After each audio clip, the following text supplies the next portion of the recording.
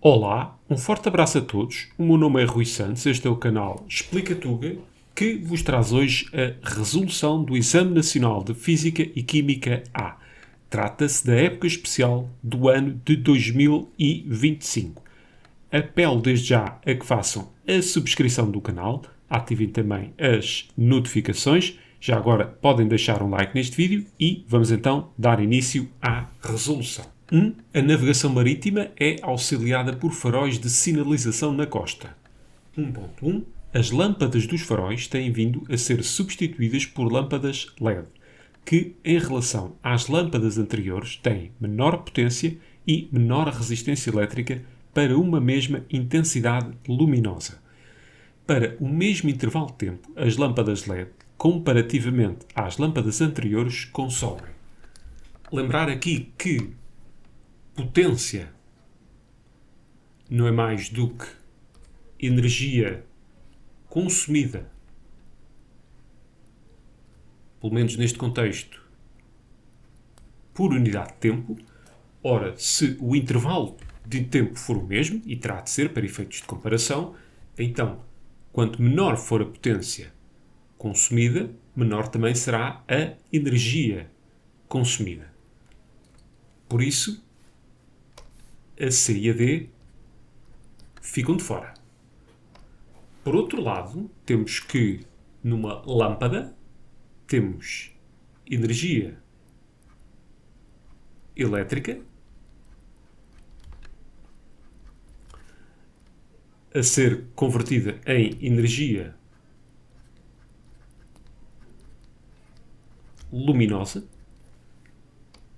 Esta será sensivelmente a mesma, eles falam na mesma intensidade luminosa, e o resto é dissipado como calor. Nós sabemos que as lâmpadas LED são mais eficientes a converter energia elétrica em luminosa, ou seja, o efeito de Joule é menor. Por isso, a resposta correta é a resposta B. Mas agora, reparem que eu nem sequer falei na questão da resistência. Na minha opinião, nem devia estar ali escrito. E eu vou dizer porquê. A potência dissipada por efeito Joule é dada por P é igual a U vezes I. Atendendo à lei de Ohm, nós podemos escrever isto ou, rearranjando, dizer que a intensidade corrente é igual à diferença potencial sobre a resistência. Voltando a substituir ali em cima, eu posso escrever isto. A diferença potencial aplicada na lâmpada será sensivelmente também a mesma para uma lâmpada ou para a outra. Então, se isto é constante, uma maior resistência resultaria numa potência menor, mas nós aqui temos uma menor resistência. Ou seja, isso faria com que a potência fosse maior e não menor. Acontece o seguinte, é que um LED não é um resistor puro, ou seja, não obedece à lei de Ohm. Por isso temos de ter muita atenção relativamente a isso. Então, o melhor era mesmo responder à questão de uma forma intuitiva. Nós sabemos que as lâmpadas LED consomem menos energia, logo terão de ser menos potentes, isto para o mesmo intervalo de tempo, obviamente. Por outro lado, são mais eficientes a converter a energia elétrica em luminosa, logo o calor dissipado por efeito de Joule, entenda-se, energia dissipada por efeito de Joule, é seguramente menor. Sendo que a resistência elétrica só está ali a baralhar, isto porque ela não é constante no caso de um LED. 1.2. No passado, em dias de nevoeiro com visibilidade reduzida, os sinais luminosos dos faróis poderiam ser complementados por sinais sonoros emitidos por sinos. E, já agora, não esquecer também a famosa ronca. 1.2.1. Considero que os sinos emitiam sons fortes e graves. Bem, e esta é daquelas perguntas que não há muito para falar, ou sabem ou não sabem. Um som forte tem amplitude elevada e um som grave tem frequência baixa. Resposta correta, resposta A. 1.2.2. Numa embarcação, a recepção dos sinais sonoros emitidos simultaneamente por dois sinos, localizados na costa em locais próximos, um dentro d'água e outro fora, permitia estimar a distância da embarcação à costa. Explique como este método permitia saber se a embarcação estava próxima ou distante da costa. Comece por comparar os módulos das velocidades de propagação do som nos dois meios. Apresente um texto bem estruturado e utilize linguagem científica adequada. Bem, eu vou responder por tópicos e depois vocês ficam encarregues de arranjar um texto bem estruturado. Nós sabemos que o módulo de velocidade de propagação de um som num líquido é superior ao módulo de velocidade de propagação de um som no ar. Logo, vou escrever exatamente isso.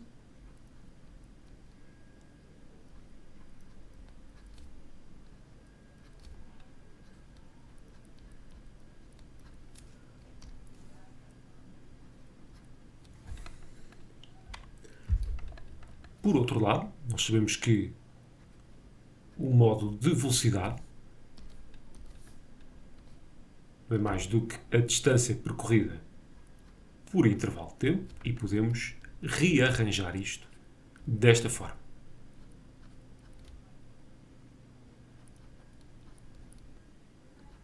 Então, por aqui, D1, que será a distância percorrida pelo som na água, que será igual ao módulo de velocidade de propagação do som na água vezes este intervalo de tempo, e o mesmo para o ar.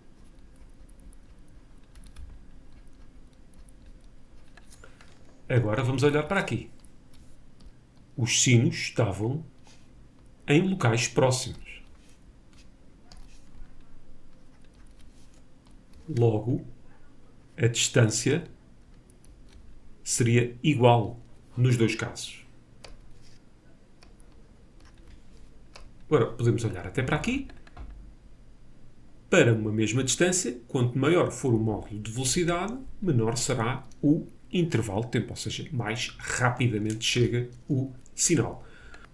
Como o módulo de velocidade é maior no caso da água, então ΔT1, que é o da água, será menor do que ΔT2. Ou seja, este sinal, o da água, chega mais rápido. Como nós não sabemos o instante em que o som foi emitido, nós não temos forma de determinar ΔT1 ou ΔT2. Nós conseguimos medir, sim, é o intervalo de tempo entre esses dois.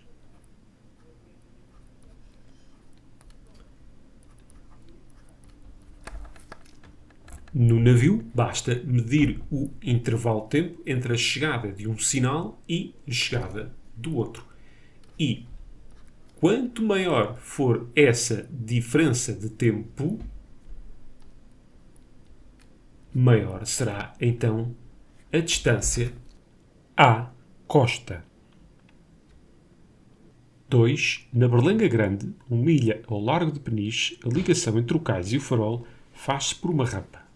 A figura 1 representa uma pessoa que sobe um troço retilíneo dessa rampa com 15 graus de inclinação, puxando uma caixa, na qual exerce uma força F1 que faz um ângulo de 30 graus com o deslocamento. Considere que a caixa pode ser representada pelo seu centro de massa, modelo da partícula material, e que a resultante das forças de atrito que atuam na caixa não é desprezável.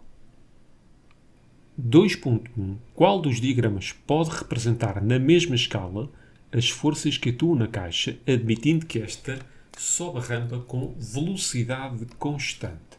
Ora, velocidade constante implica que a força resultante terá de ser nula.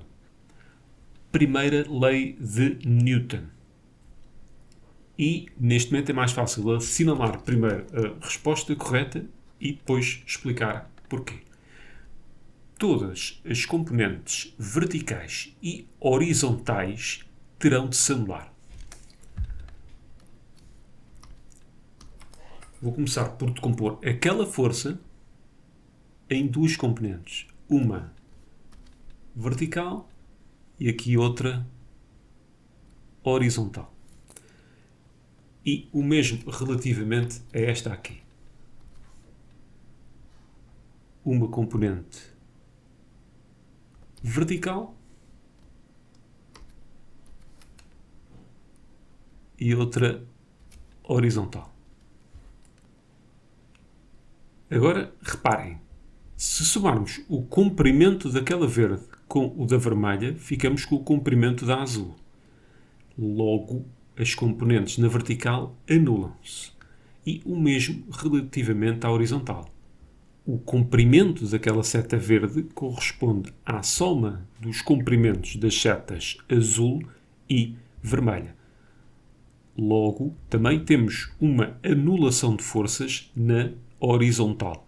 E é a linha C a única linha onde isso acontece. Ou seja, temos a soma das forças verticais nula e temos também a soma das forças horizontais nula. 2.2. Se o transporte da caixa for feito por ação de uma força F2 com a mesma intensidade da F1, mas com uma direção paralela à rampa, a energia transferida para a caixa pela força F2 comparativamente à força F1 no mesmo deslocamento é... Lembrar que esta energia é transferida para a caixa sob a forma de trabalho e que o trabalho é dado pelo módulo da força, que será igual em ambos os casos, cosseno de alfa, que não é mais do que o ângulo que a força faz com o deslocamento, vezes o próprio deslocamento. Sendo que estas duas dão-nos a componente eficaz da força, ou seja, componente da força na direção do movimento. Mas vamos pôr aqui F1 e F2.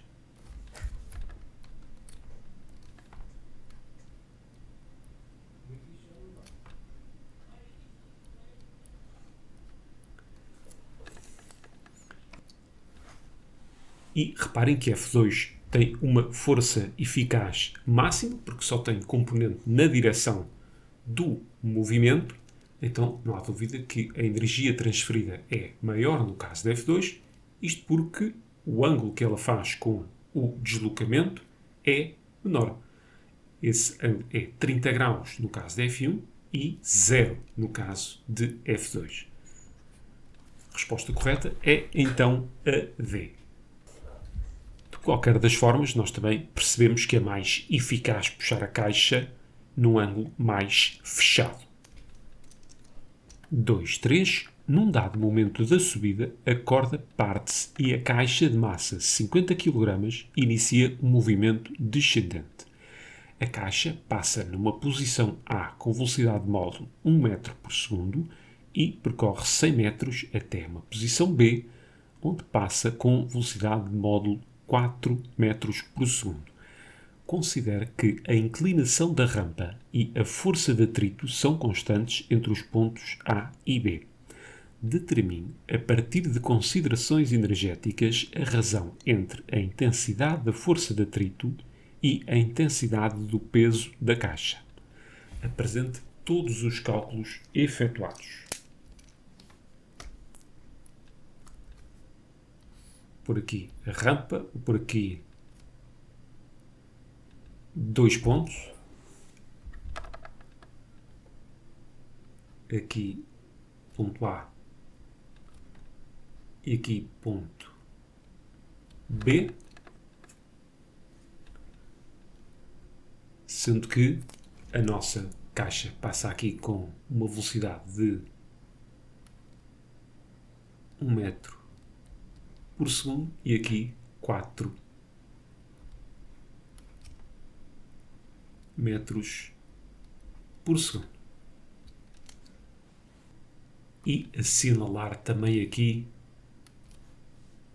a distância entre estes dois pontos, que é de 100 metros.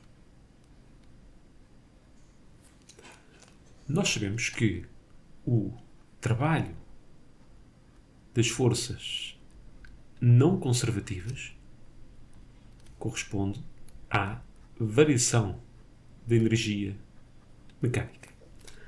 Então, no nosso caso em concreto, a variação de energia mecânica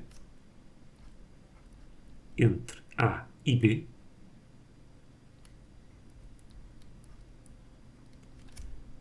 corresponde ao trabalho da força de atrito, que é a única força não conservativa a atuar naquele percurso.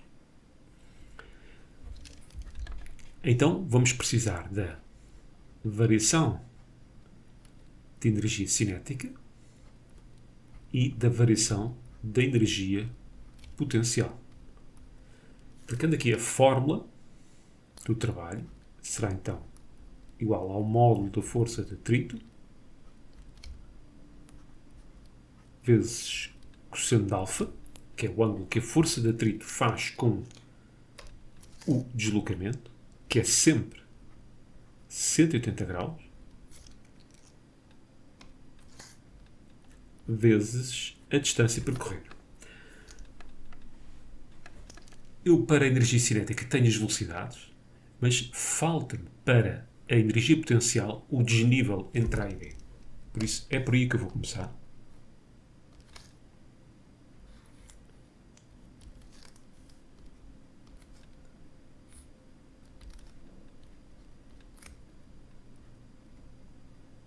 Quero aqui este desnível. A hipotenusa é 100 metros e eu tenho este ângulo aqui em baixo, que é de 15 graus. Está logo na primeira figura, no início da questão 2. Então, relativamente àquele ângulo, H é o cateto oposto, então, seno de 15 graus é igual a H sobre a hipotenusa, que é 100. Então, o nosso H há de ser 100 115 graus.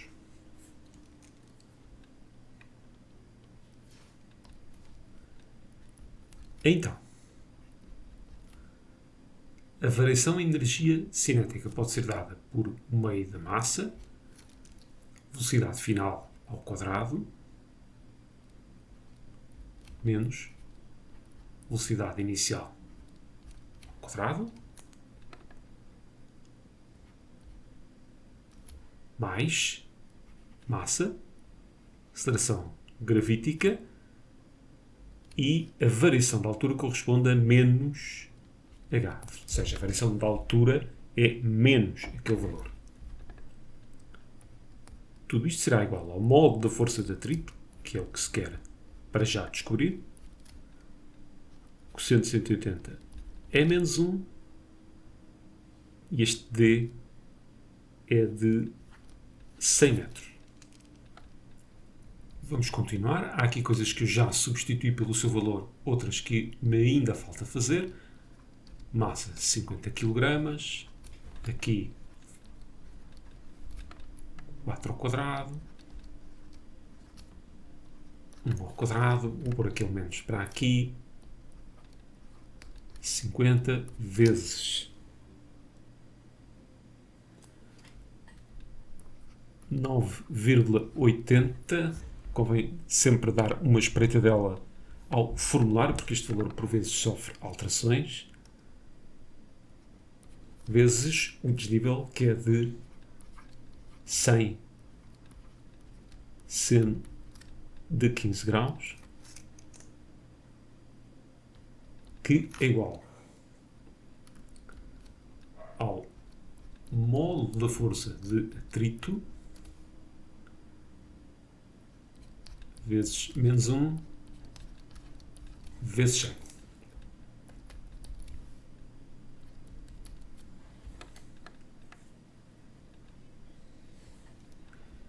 Então, menos 1,231 vezes 10 à quarta, que é tudo isto, é igual a menos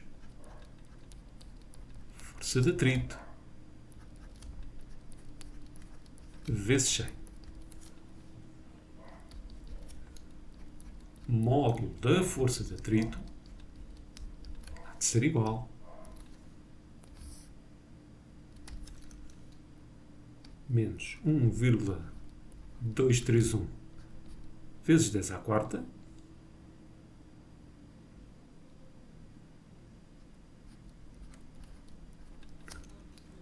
sobre menos 100, que é 1,231 vezes 10 ao quadrado. E agora nós queremos esse valor sobre o peso.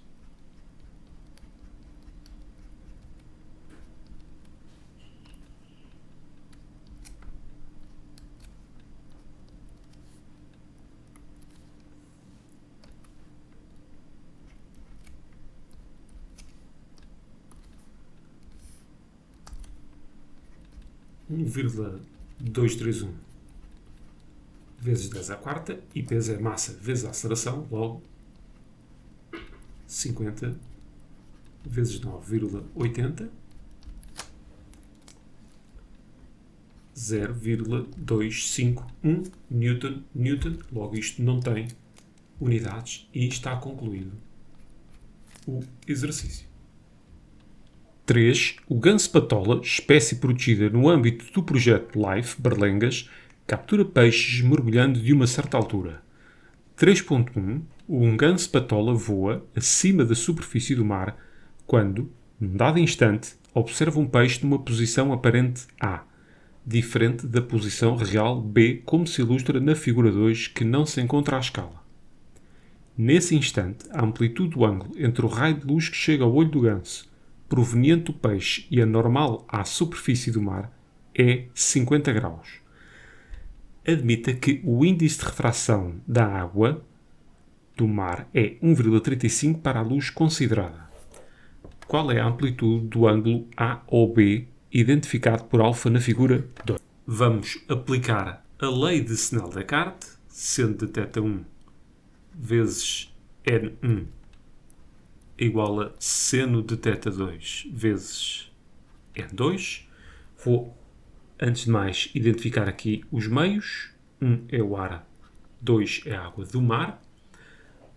A não ser que alguém vos diga o contrário, o índice de refração do ar é 1. O da água do mar é dado 1,35. Os ângulos que se encontram aqui, na lei de Snell-Descartes, são medidos a partir da normal. Logo, este será θ1 e θ2 é este aqui.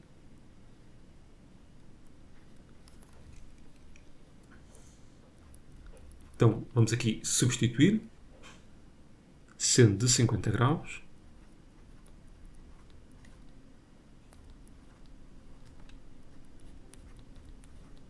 vezes 1 é igual a seno de θ2 vezes 1,35. Isto quer dizer que o seno de θ2 será igual a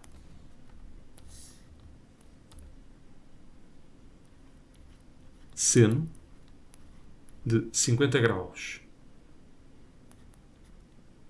vezes 1 sobre 1,35, o que dá 0,5674, donde θ2 será o arco cosseno desse valor.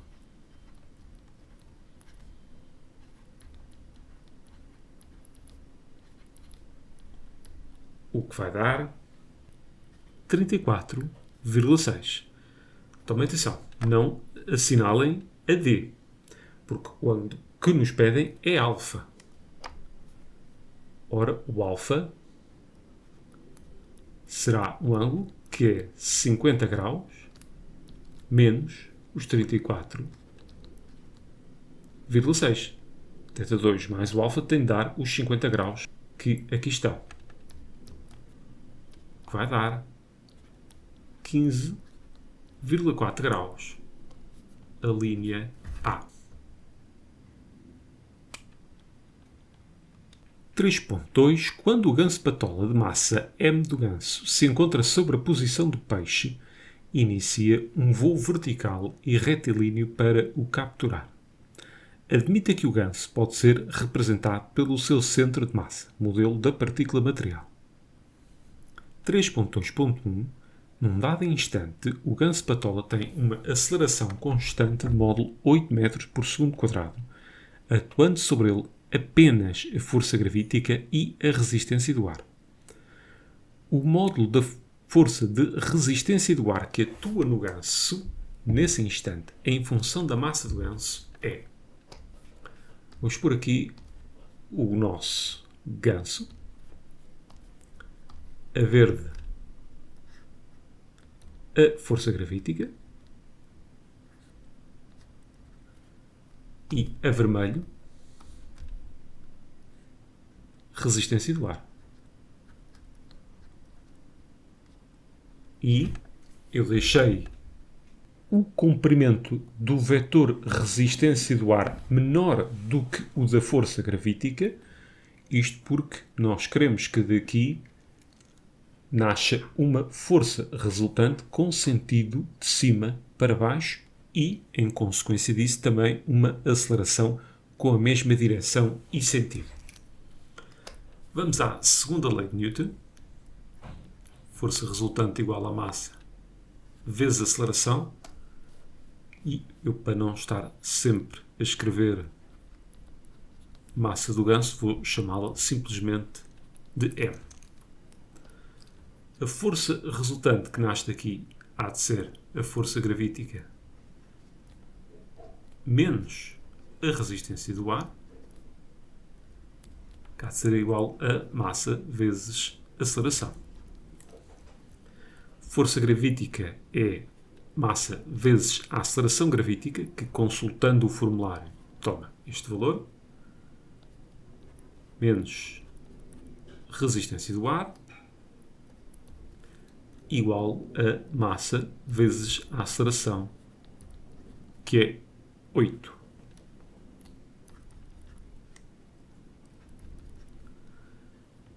(9,80 m) menos 8 m que vem daquele lado. E já estou aqui com um zero mais.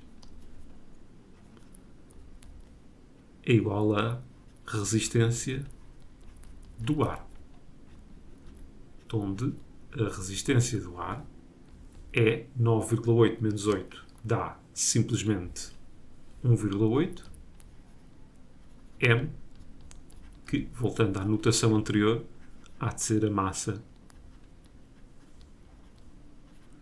do ganso, a linha A. 3.2.2 considera que, imediatamente antes de atingir a superfície da água, o ganso-patola tem uma velocidade de módulo 16 metros por segundo e que, no impacto com a água, perde metade da sua energia cinética. Após a entrada na água, o ganso desloca-se na vertical com um movimento retilíneo uniformemente retardado, com aceleração de módulo 18 metros por segundo quadrado, atingindo a posição do peixe com uma velocidade de módulo 5,9 metros por segundo. Determine a profundidade a que o peixe se encontrava. Vamos desenhar aqui a nossa situação. Seja Aqui, ponto A. Imediatamente antes de entrar na água, em que temos uma velocidade de 16 metros por segundo. Aqui, imediatamente após entrar na água, em que ele perde metade da energia cinética. E depois aqui é a posição do peixe. E ele chega aqui com uma velocidade de 5,9 metros por segundo. E nós queremos saber aqui esta distância entre B e C. Vamos por partes. A energia cinética em A pode ser 1/2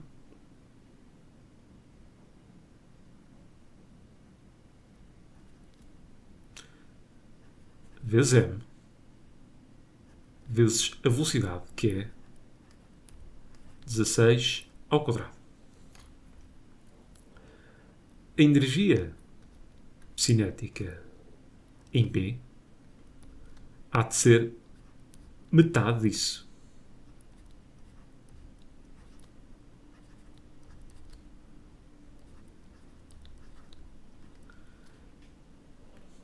A energia cinética em C também podemos calcular.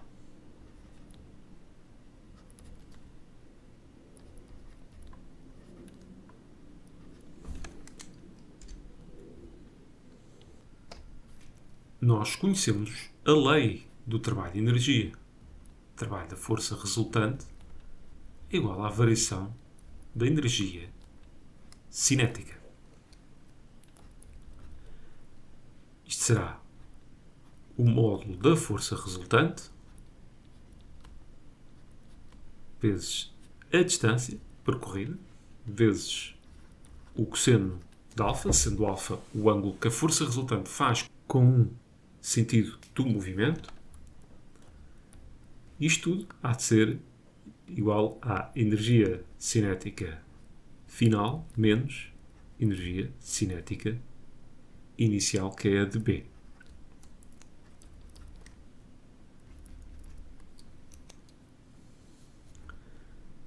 Nós sabemos também que força resultante é massa vezes aceleração. O módulo da força resultante é massa vezes a aceleração, que é de 18 metros por segundo quadrado, vezes a distância. O ângulo que a força resultante faz com o sentido do movimento é de 180 graus.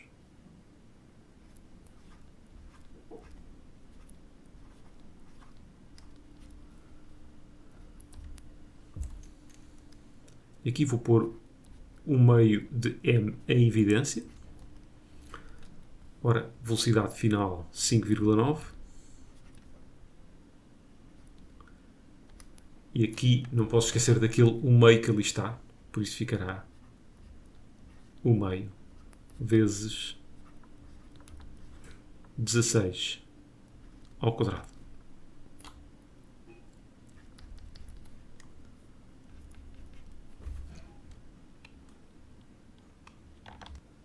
Vamos resolver em ordem a D.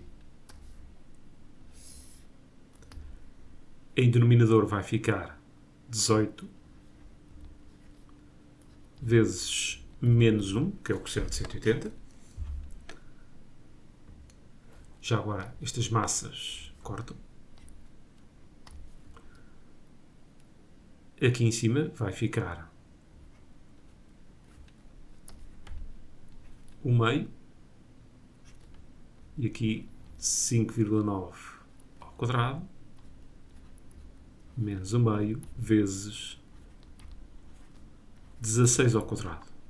Feitas as contas, 2,6 metros é então a profundidade a que se encontrava o peixe. 4. Nas proximidades do arquipélago das Berlengas existem vários navios naufragados. Uma equipa de mergulhadores recolheu, junto a um desses navios, algumas moedas de cobre e de ouro, assim como algumas peças de ferro. A observação destes objetos permitiu constatar que as moedas de cobre apresentavam a sua superfície oxidada, mas mantinham a sua forma original. Que as moedas de ouro não apresentavam vestígios de corrosão e que as peças de ferro se encontravam bastante corroídas. Ordene os metais cobre, ouro e ferro por ordem crescente do seu poder redutor, fundamentando a ordenação com base nas observações relatadas. Apresente um texto bem estruturado e utilize linguagem científica adequada. Nós sabemos que um maior poder redutor significa uma maior facilidade desse metal em oxidar-se.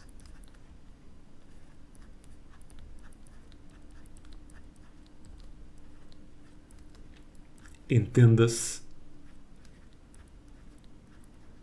corroer-se.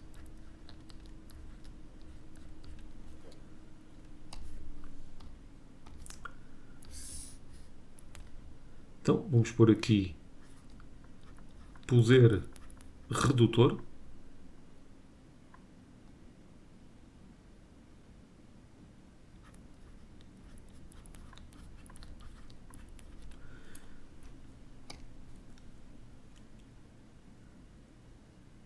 Então, o ouro não apresentava corrosão, por isso tem de vir aqui para baixo.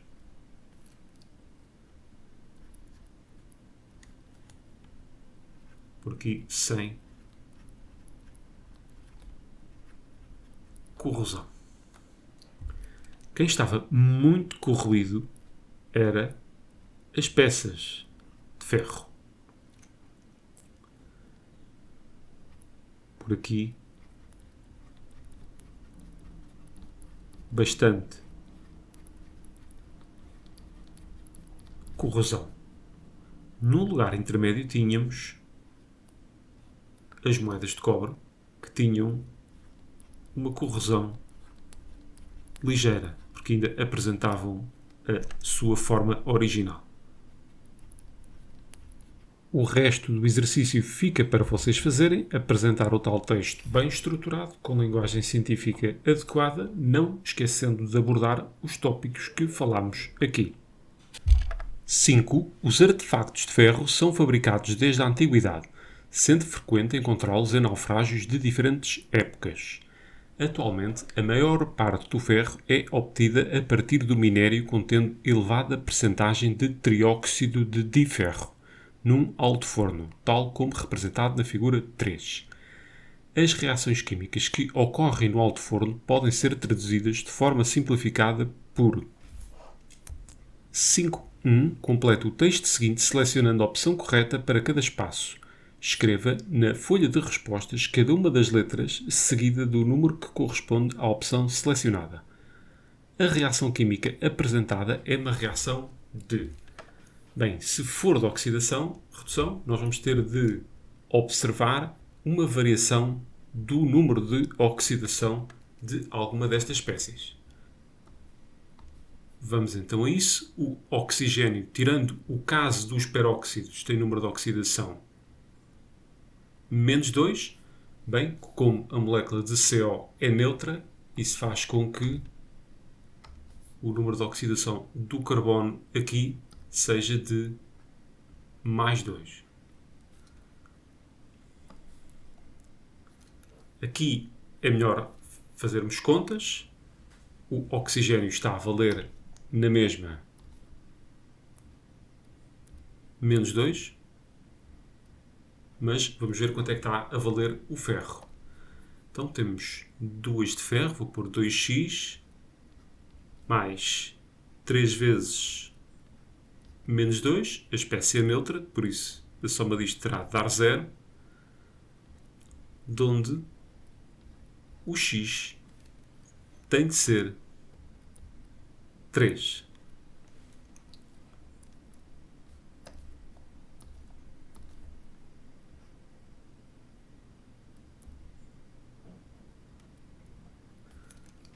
Aqui temos ferro elementar, por isso, seguramente, número de oxidação 0. Aqui o oxigênio continua a valer os mesmos menos 2, mas vamos ali ao carbono. Por aqui então Y mais 2 vezes menos 2, que é parte do oxigênio, e o CO2 é neutro.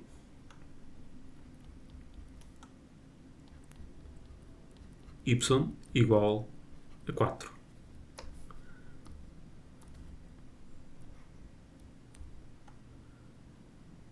Então, tanto o ferro como o carbono variam o seu número de oxidação, logo é uma reação de oxidação-redução.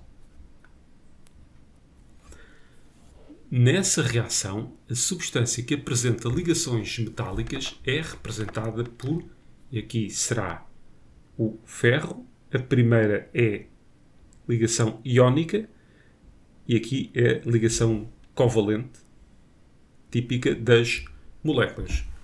Uma forma de verem isto é olharem para a tabela periódica.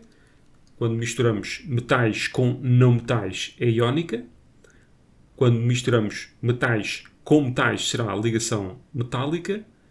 E quando usamos apenas o lado direito da tabela periódica, dos não metais, temos uma ligação covalente e trata-se de uma molécula. Tendo em conta as correntes de convecção representadas no interior do forno, o ar, que está a uma temperatura superior, situa-se na zona... Ora, ar quente, aqui, em C. Que depois vai ascender, exatamente por estar quente e ter uma densidade menor. À medida que vai subindo, depois vai arrefecendo, ganhando densidade e vai chegar a uma altura que começa depois a descer. O ferro fundido, obtido, escorre para o exterior do forno, onde solidifica. Durante este processo de mudança de fase e enquanto a temperatura se mantém constante, a energia interna do ferro tem de diminuir, isto porque ele está a perder energia, ele está a solidificar-se.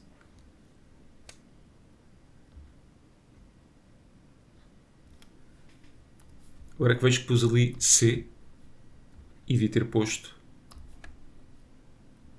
3. Durante um processo de mudança de fase, a energia cinética interna permanece constante, daí que a temperatura também ela se mantenha constante. A variação de energia ocorre ao nível da energia potencial, ou seja, neste caso, ao nível das ligações intermoleculares. E, como se trata de um processo de solidificação, significa então que estamos a perder energia para o exterior, logo a sua energia interna diminui. 5.2. Este processo de produção de ferro tem a desvantagem de produzir um gás com efeito de estufa, o dióxido de carbono. Considere que o minério usado contém 80% de trióxido de diferro, temos ali a sua massa molar, e que o rendimento da reação de produção de ferro é 79%. Calcula a massa de dióxido de carbono, temos também a sua massa molar, produzida na reação de 1 tonelada de minério com excesso de monóxido de carbono. Apresente todos os cálculos efetuados. Vamos olhar aqui para a nossa reação química. O monóxido de carbono está em excesso. O trióxido de diferro será então o reagente limitante. E aquilo que nos pedem é a massa de CO2. Bem, para já eu preciso de saber em massa quanto é que eu tenho de trióxido de diferro. Ora, a massa de trióxido de diferro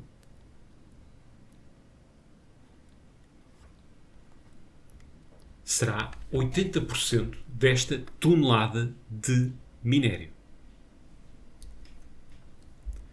Considere que o minério usado contém 80% de.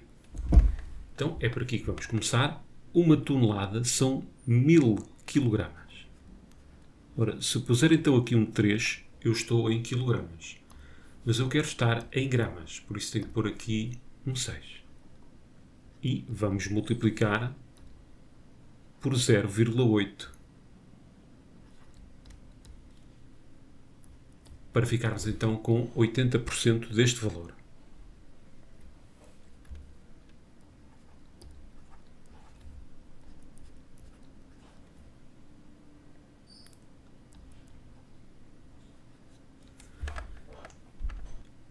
Quando olhamos para uma reação química, as proporções que aqui existem estão em termos de quantidade e não de massa. Por isso vamos ter de converter em quantidade o valor que aqui temos em massa.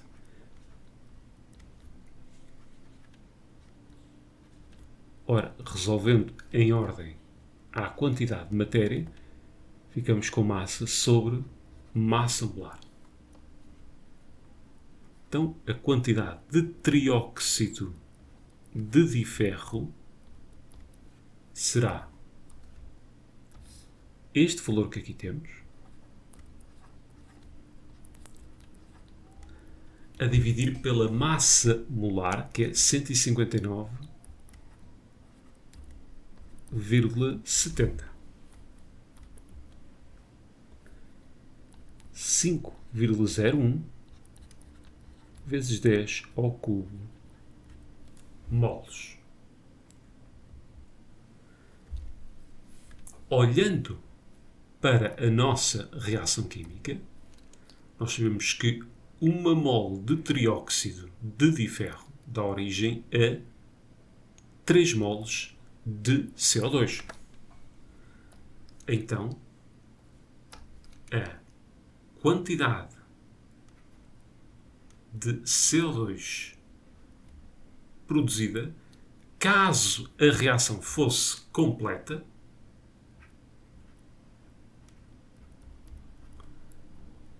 seria 3 vezes este valor.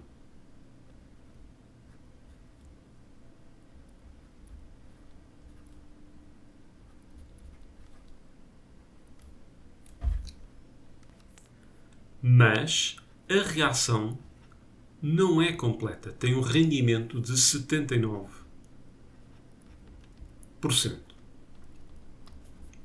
E sendo assim, o que se vai formar é apenas 79% disto que aqui temos em cima.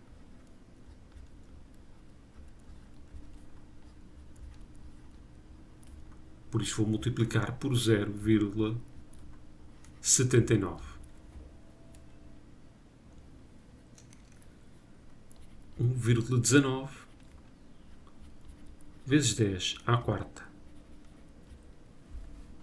Foi a quantidade que efetivamente se formou de CO2. Esta era a quantidade que se formaria caso o rendimento fosse de 100%.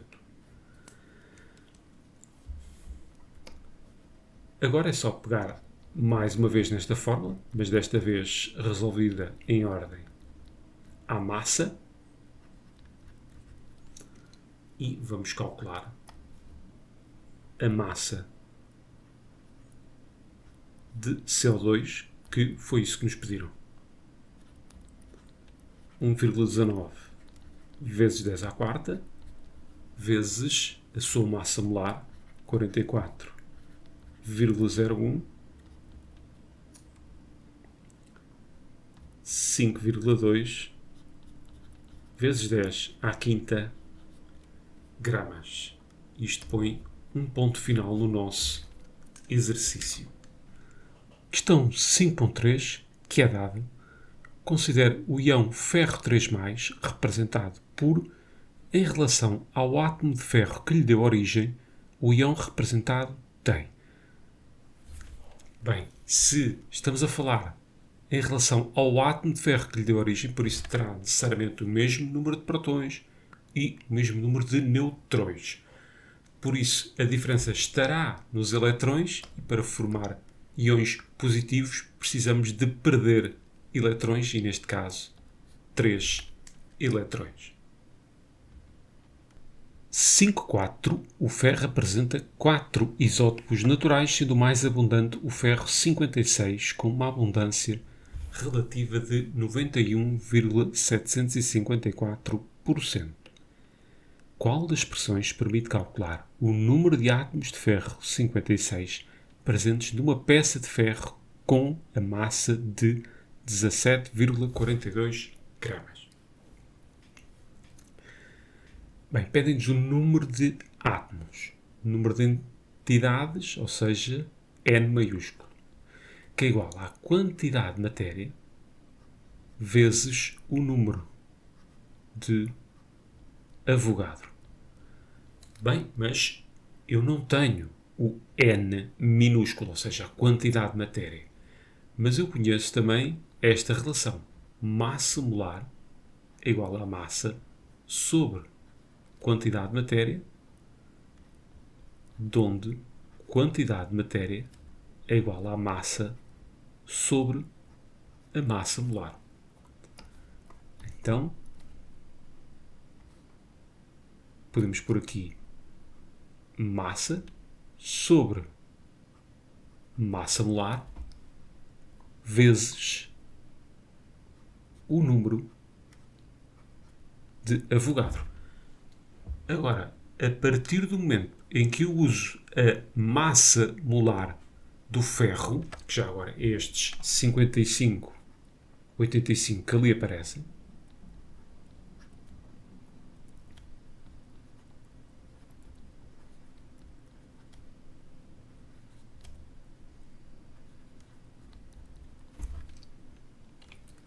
então este número de átomos que me sai aqui corresponde ao número de átomos de ferro. Ou seja, é uma mistura dos diferentes isótopos e eu quero apenas a que diz respeito ao ferro 56. Então, se eu quiser o número de átomos, mas apenas de ferro 56, eu terei de agarrar em tudo o que ali tenho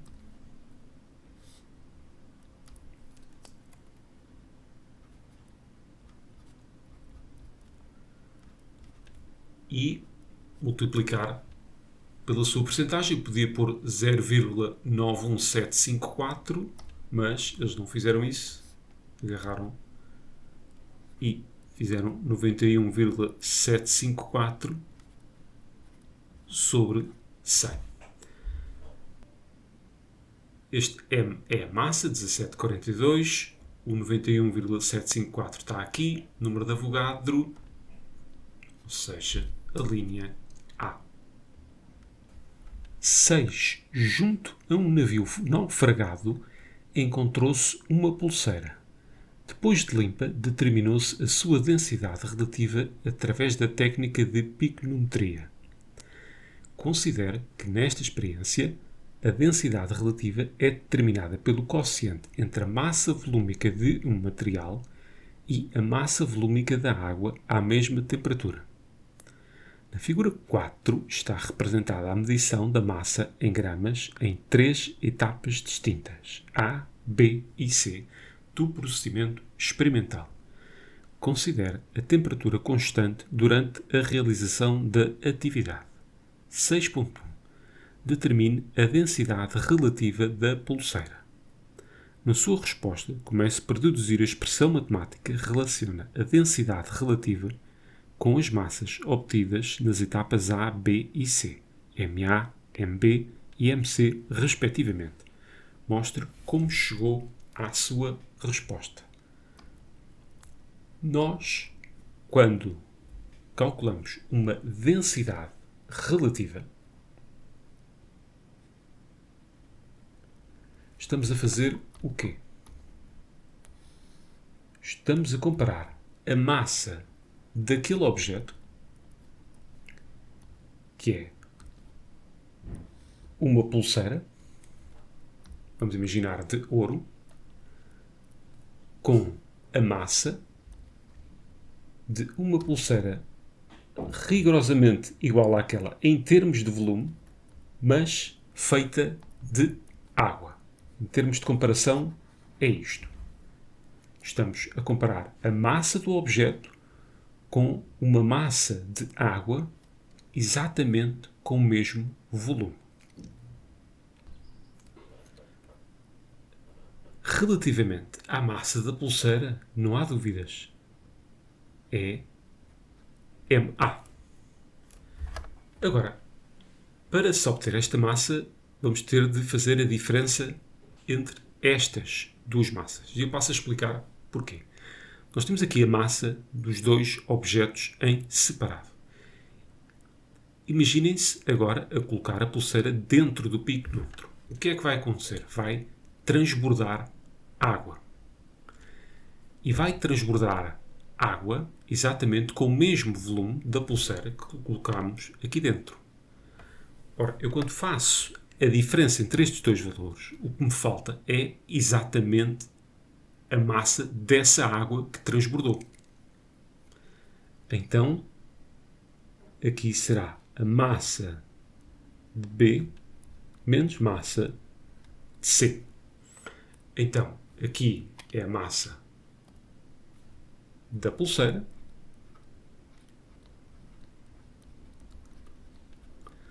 Aqui é a massa de água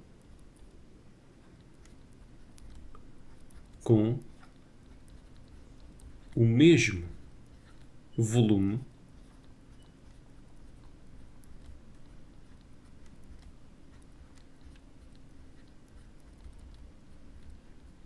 da pulseira.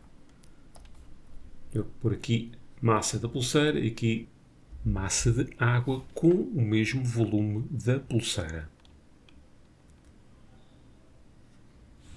Vamos a contas.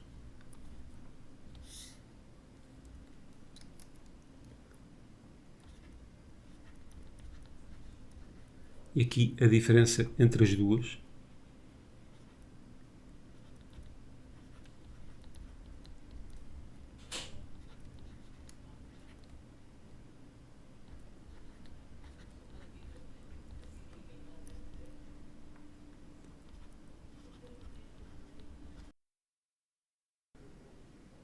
Só uma pequena coisa. Eles não chatearam com isso em termos de critérios de correção, mas a verdade é que eles falam aqui do quociente entre a massa volúmica do material e massa volúmica da água.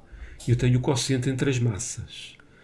Para ter o quociente entre as massas volúmicas, eu teria de dividir o numerador e o denominador por V, sendo que esse V acabaria por cortar e resultar nesta mesma expressão. Mas é algo que vocês deveriam ter em conta na resolução deste exercício. 6.2. A determinação da densidade relativa pode ser afetada por erros sistemáticos ou acidentais. Considere os seguintes erros procedimentais. Não secar o exterior do piconômetro numa das etapas. Bem, trata-se de um erro acidental, eu não me vou esquecer sempre de o fazer. E, já agora, este tipo de erros não afeta o resultado daquilo que se está a medir sempre da mesma forma. Depende do tipo de erro que eu estou a cometer naquele momento. O mesmo não acontece quando temos uma balança mal calibrada, porque isto vai afetar a medição sempre da mesma forma. Daí que se chama um erro sistemático. Bem, já agora então, a resposta correta é a resposta C. Vamos imaginar, por exemplo, que eu tenho uma balança mal calibrada e isso faz com que ela meça sempre mais 1 grama do que aquilo que era suposto estar a medir. Então, não há dúvidas que isso seria um erro sistemático. 7. Uma das fases do processo de conservação de artefactos de ferro consiste em colocá-los em óleo mineral. Considere que uma peça de ferro foi mergulhada em óleo mineral que se encontrava a uma temperatura superior à da peça. 7.1. Até ser atingido o equilíbrio térmico, há transferência de energia sob a forma de... E terá de ser necessariamente calor, isto porque temos energia a ser transferida de uma fonte quente para uma fonte fria. Vamos imaginar aqui um recipiente cheio de óleo mineral e aqui a nossa peça de ferro. E nós temos, neste caso, energia sob a forma de calor a ir da fonte quente para a fonte fria, sempre. E vamos imaginar então aqui a peça mergulhada em óleo mineral, por isso não há dúvida, é a resposta C.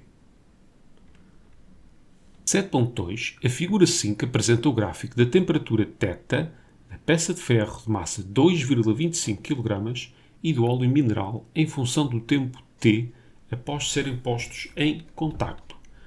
Considere que a capacidade térmica mássica do óleo é 1850 Joule por kg por Kelvin e que a capacidade térmica mássica do ferro é 444 Joule por kg por Kelvin. Admita que, até ser atingido o equilíbrio térmico, todas as transferências de energia ocorrem no interior do sistema ferro mais óleo mineral e que não se registaram mudanças de estado físico. Determine a massa de óleo mineral. Bem, nós, relativamente ao ferro, sabemos tudo. Ora, o ferro vai aquecer desde os 10 até aos 20 graus Celsius. Sabemos a sua capacidade térmica mássica e sabemos a sua massa. Logo, nós podemos saber quanta energia é que o ferro recebeu através desta fórmula que está presente no vosso formulário.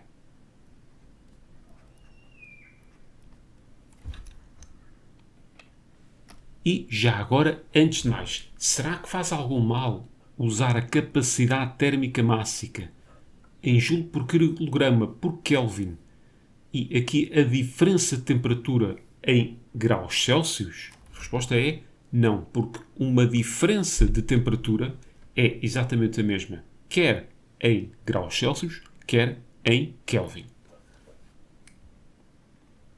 Bem, então eu estou em condições de calcular a energia que o ferro recebeu, que é dada por massa, 2,25 kg, vezes a sua capacidade térmica mássica, que é 444, vezes a diferença de temperatura. Ora, temperatura final 20, inicial 10. Bem, mas de onde veio esta energia? Bem, esta energia foi cedida pelo óleo mineral. E podemos também calcular essa energia com os dados que temos. Fica-nos a faltar apenas a massa do óleo. Então, massa do óleo será a nossa incógnita, que eu vou chamar simplesmente M. A sua capacidade térmica mássica é conhecida. E a diferença de temperaturas também pode ser consultada aqui. Final 20, inicial 25. Se eu resolvesse isto agora em ordem AM, iria obter um valor de massa negativo. E isso não pode acontecer. Bem, qual é o erro que estamos a cometer? De facto, do ponto de vista do ferro, a energia ganha pelo ferro é positiva, que é este valor que aqui está à esquerda. Mas, do ponto de vista do óleo, é uma energia cedida e terá de ser negativa. Por isso, vamos ter de acrescentar aqui um sinal de menos, ou, se quiserem, trocar aqui a ordem das temperaturas. E, sendo assim, já podemos resolver isto em ordem M, que no nosso caso será a massa do óleo. Fazer a conta de uma vez só.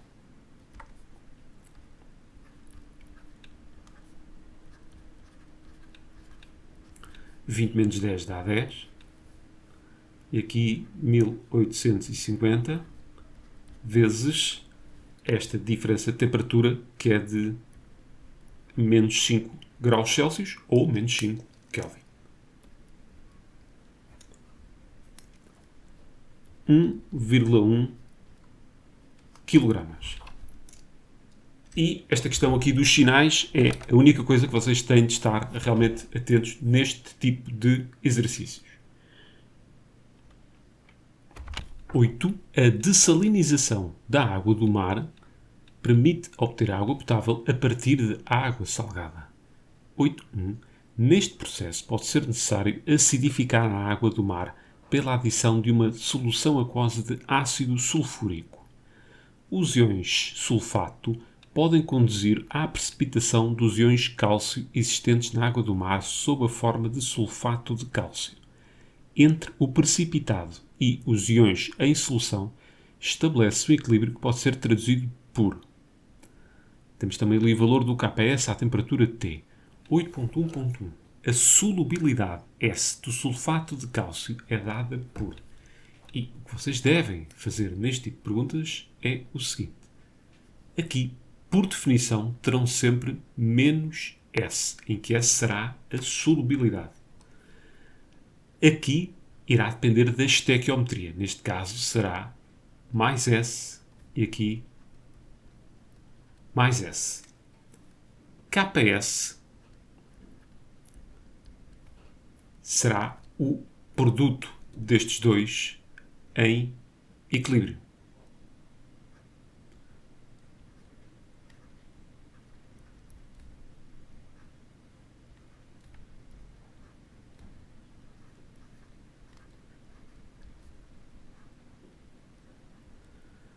Lembrar que, caso dessa origem, por exemplo, a 2 moles de cálcio, teriam de pôr aqui 2 em expoente. Bem, este é S, este também é S, de onde Ks é igual a S ao quadrado. Como S é positivo, S será então a raiz quadrada do Ks, resposta correta B.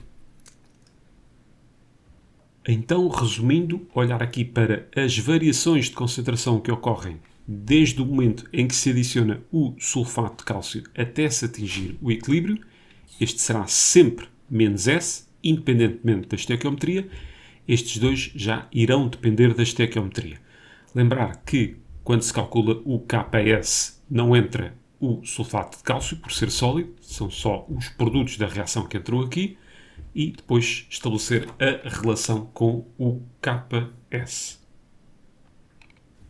8.1.2. Para estudar o efeito da adição do ácido sulfúrico a uma solução contendo cálcio, íons cálcio, preparou-se 500 cm3 de uma solução com a concentração 1,05 vezes 10 elevado a menos 2 moles por decímetro cúbico deste ião, idêntica à que existe numa determinada água do mar.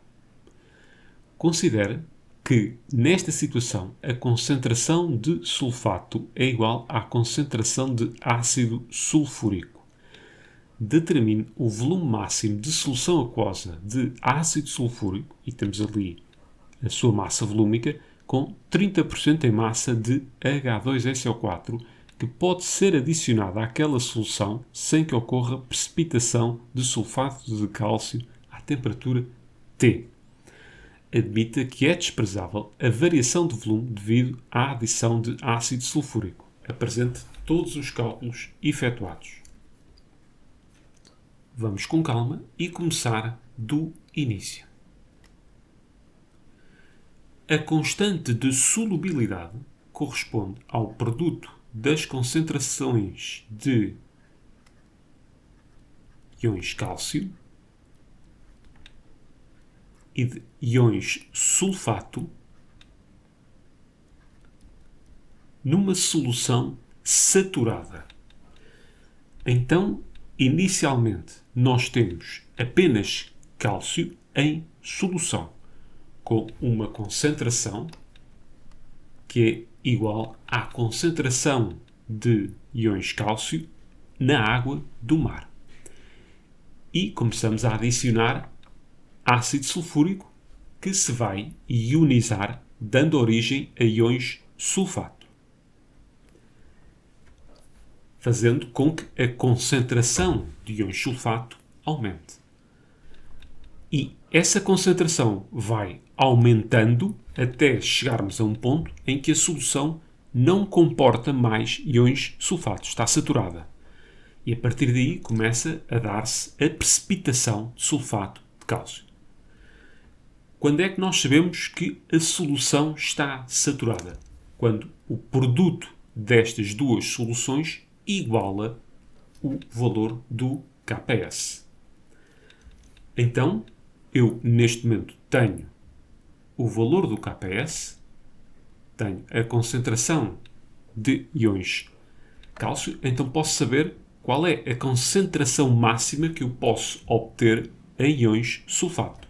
Se adicionar mais sulfato, a partir daí vamos ter precipitação.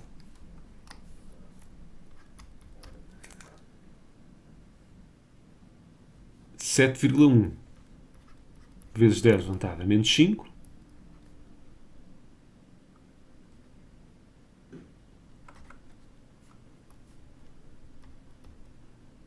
é igual à concentração de íons cálcio, 1,05 vezes 10 elevado a menos 2 vezes a concentração de íons sulfato.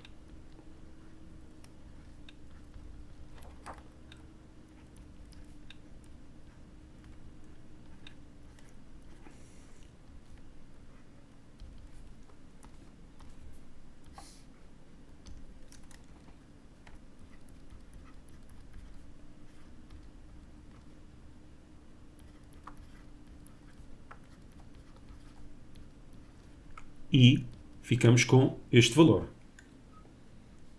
6,76 vezes 10 elevado a menos 3 moles por decímetro cúbico. Vou acrescentar aqui essa informação.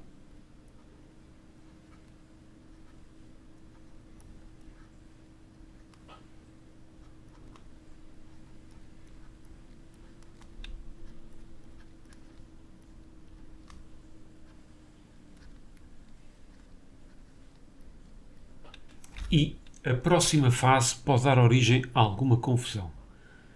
Considere que nesta situação a concentração de SO4 é igual à concentração de H2SO4. Vamos por aqui a reação do nosso ácido sulfúrico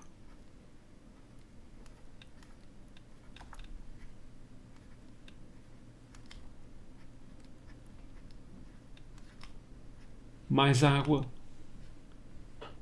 é uma ionização completa que dá origem a H3O+, íon sulfato. E, olhando aqui para a nossa tabela de variação, vamos por aqui H2SO4, aqui o sulfato, H3O+, nós temos aqui uma concentração inicial, aqui é 0, aqui é aproximadamente igual a 0, tendo em conta o produto iónico da água, aqui a variação, tendo em conta a estequiometria. Agora, tratando-se de uma ionização completa, então no final vamos ficar aqui com uma concentração de SO4 igual à concentração de H2SO4 inicial. E é a essas duas concentrações que eles fazem referência. O nosso programa não faz muito bem a distinção entre estas duas concentrações. Uma delas é a concentração efetiva, que é o caso do nosso ião sulfato. Outra coisa é uma concentração nominal, como é o caso do ácido sulfúrico, que tem em conta apenas aquilo que foi adicionado, ignorando tudo aquilo que possa ter acontecido depois. Ou seja, quando falamos em concentração, nós estamos a falar da quantidade de soluto adicionada ou da quantidade de soluto que realmente se encontra dissolvida em solução. E passa a redundância. E reparem que aqui há uma mistura entre as duas. Bem, de qualquer das formas, então, nós sabemos que, tendo em conta o ácido adicionado, a sua concentração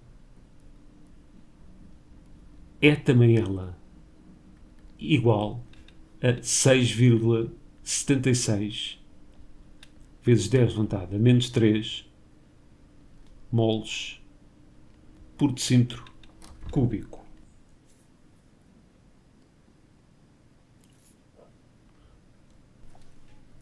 Agora, atendendo a que concentração é igual à quantidade de matéria sobre volume, ou se quiserem, quantidade de matéria é igual a CV. Ora, tendo nós a concentração inicial de H2SO4, nós podemos ter a quantidade de H2SO4 adicionada.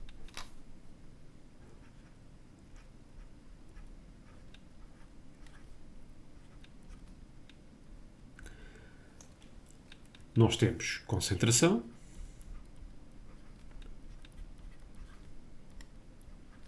e temos um volume de 500 cm3, tem de estar em decímetros cúbicos, logo fica 0,500, 3,38 vezes 10 elevado a menos 3 molos. Mas não me dava muito jeito ter isto em quantidade, dava-me mais jeito ter isto em termos de massa.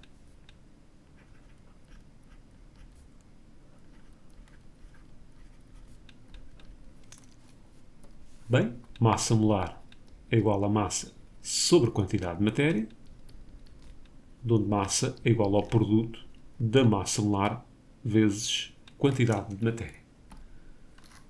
Massa molar está aqui, 98,08 vezes o valor que tínhamos ali anterior,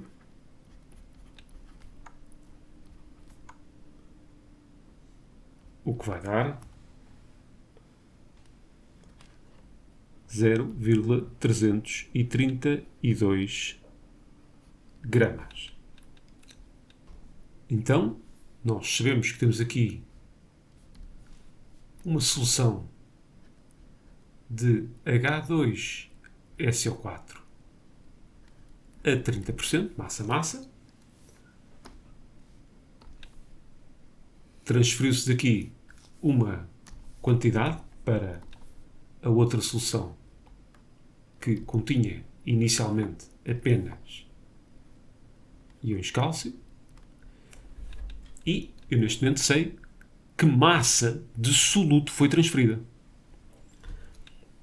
Sabendo que a nossa solução é 30% massa-massa, eu posso usar até uma regra 3 simples para saber qual a massa de solução que foi transferida.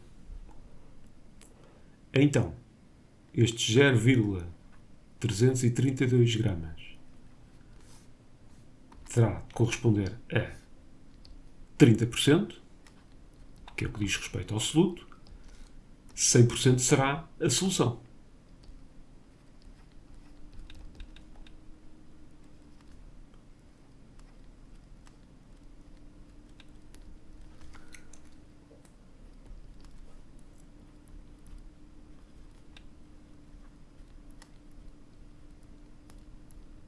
Massa de solução, entenda-se massa de solução que foi transferida, não, a que existia inicialmente, essa é desconhecida, nem é necessária.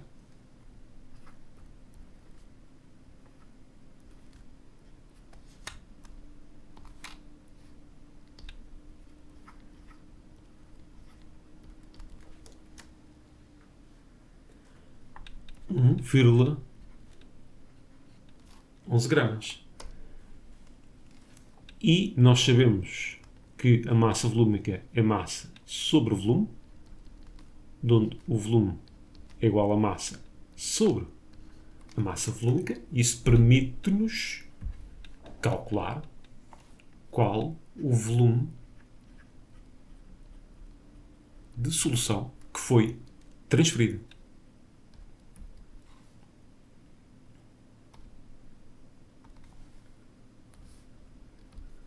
Massa volúmica, atenção, gramas a dividir por gramas por centímetro cúbico, o valor que me sairá daqui estará em centímetros cúbicos.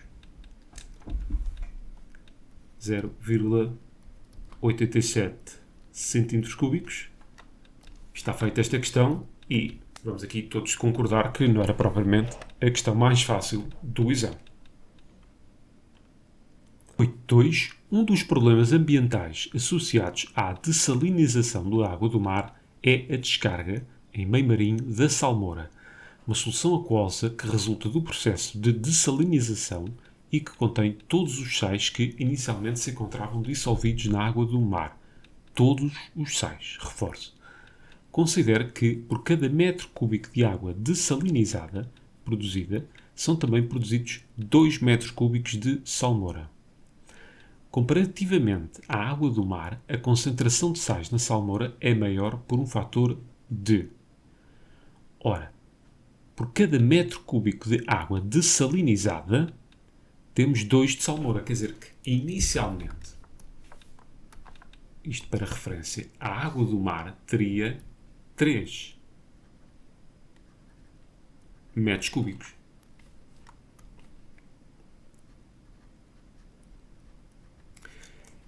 E ela dá origem a 2. Uma com 1 metro cúbico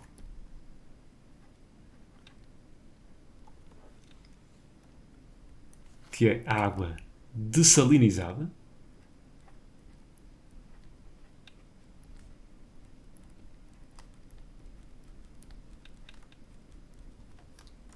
e os 2 metros cúbicos de salmoura.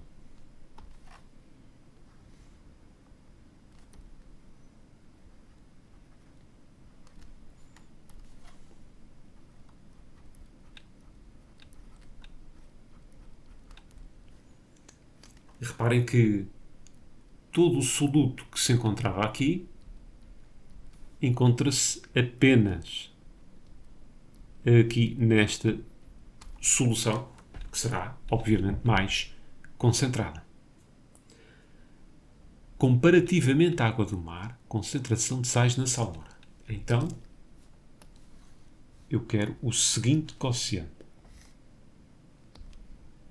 Concentração da salmoura sobre a concentração de água do mar.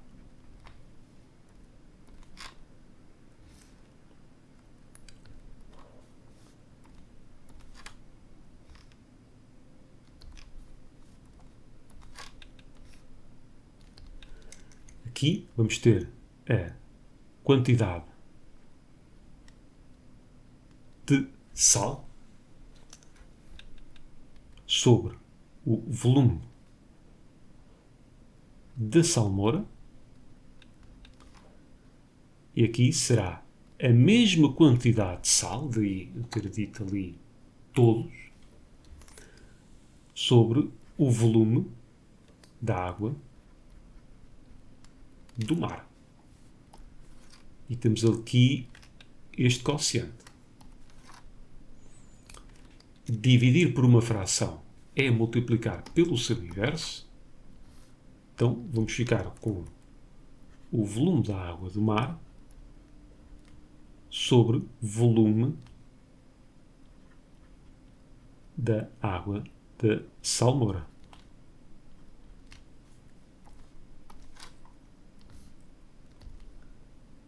Três sobre 2, 1,5. 9. Uma das etapas de produção de ácido sulfúrico envolve um equilíbrio químico em fase gasosa entre as substâncias SO3, SO2 e O2, todas gasosas. Num reator fechado e indeformável, a uma determinada temperatura, estudou-se a evolução da concentração C de cada uma das substâncias ao longo do tempo, tendo-se obtido o gráfico representado na figura 6. Inicialmente foram colocados no reator. Ora, se formos aqui ver o que é que se passa para T igual a 0, a concentração de SO3 era nula, logo não se encontrava no reator. Encontrava-se sim O2 e SO2. SO2 e O2, resposta B. 9.2, a expressão da constante de equilíbrio Kc é, bem, nós vemos concentração de SO3 a aumentar, enquanto que as de SO2 e de O2 diminui. Então, temos formação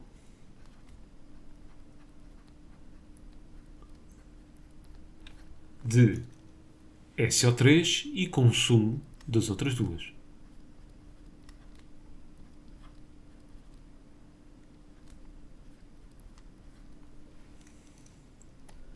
Então, temos aqui produto da reação. Estes dois são reagentes. Sendo que os produtos da reação têm de aparecer em numerador, então a B e a D estão de fora. Agora é só a questão dos coeficientes estequiométricos.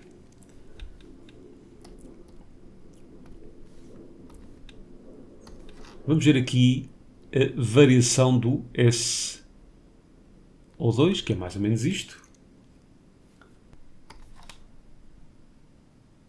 A do SO3 e, por fim,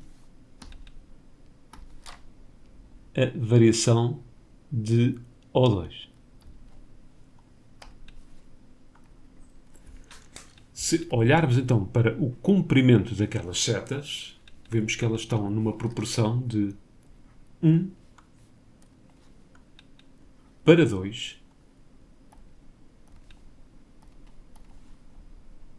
para 2. Então, por cada 2 moles que se formam de SO3, consomem-se também 2 de SO2 e apenas uma de O2. São estes os coeficientes estequiométricos. Então, SO3 e SO2 têm coeficiente estequiométrico 2 e O2 coeficiente estequiométrico 1. Resposta correta, a linha C.